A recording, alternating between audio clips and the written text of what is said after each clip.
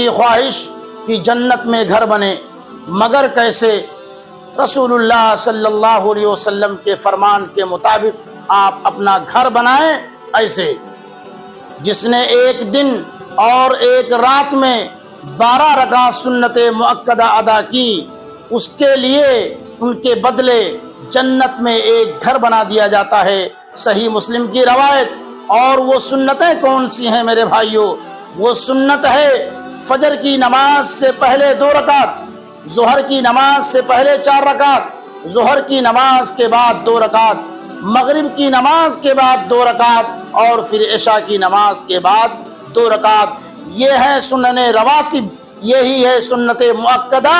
اس لیے میرے بھائیوں، اے میرے مسلمانوں، ہمیں اس عظیم سنت کو ترک نہیں کرنا چاہیے۔